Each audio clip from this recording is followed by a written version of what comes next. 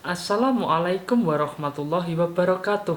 Saudaraku sekalian yang dirahmati oleh Allah, mungkin ada dari teman-temanku sekalian yang merasa memiliki anak yang nakal, yang terkadang mungkin membuat Anda marah ataupun jengkel. Lalu bagaimana sih sebetulnya mendidik seorang anak yang berkategori nakal? Saya akan menyampaikan sebuah cerita. Cerita ini adalah kisah nyata, bukan cerita fiktif yang bisa menjadi solusi agar kemarahan terhadap anak itu mendatangkan kebaikan.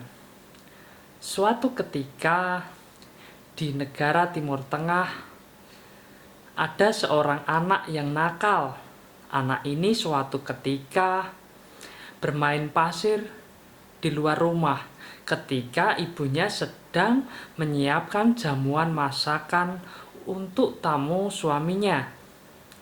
Kemudian ibu ini selesai menyajikan hidangan. Kemudian sang anak tiba-tiba masuk ke dalam rumah dan juga membawa pasir dan kemudian menaburkan pasir di atas makanan yang sudah siap dihidangkan oleh ibunya tadi. Biasanya masyarakat Arab ketika menyajikan jamuan makan untuk tamunya, yang kala itu menyiapkan jamuan untuk tamu suaminya, disiapkan dengan begitu spesial. Namun anaknya kemudian masuk, kemudian menaburkan pasir di atas makanan yang sudah siap dihidangkan tersebut. Lalu ibu ini tentu saja marah dan juga jengkel. Namun tahu tidak apa yang dikatakan ibu ini kepada anaknya. Ibu ini marah kemudian mengatakan kepada anaknya, "Pergilah kamu ke Masjidil Haram dan semoga kelak suatu saat engkau menjadi imam di sana." Sebuah kata-kata yang ketika marah, ibu ini begitu mendatangkan kebaikan.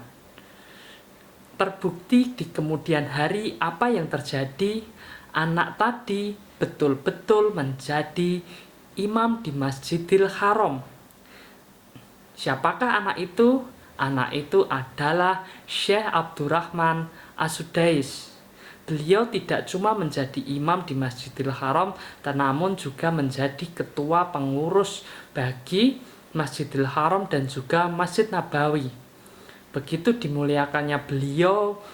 Misalnya beliau datang ke negara yang berpenduduk Islam semisal di Indonesia, maka presidenlah yang kemudian menyambut beliau. Beliau begitu dihormati dan dimuliakan karena berkah dari kemarahan ibunya. Ibunya tadi tidak kemudian memaki dengan kata-kata yang tidak membangun sama sekali, namun dengan kata-kata yang baik. Ibu ini tahu betul apa yang diajarkan oleh Islam. Nabi Shallallahu Alaihi Wasallam beliau bersabda, "Wa man kana yu'minu billahi wal yaumil akhir falyaqul khairan aw liyaskut." Barang siapa beriman kepada Allah dan hari akhir, hendaklah dia berkata yang baik atau hendaklah dia diam. Sahih Muslim nomor 48 dalam penomoran syarah Sahih Muslim dan di nomor 69 dengan penomoran Al-Alamiyah.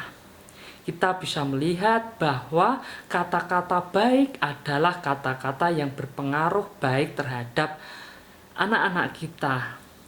Tidak dan janganlah dibiasakan untuk berkata-kata yang tidak bermanfaat bagi anak tersebut.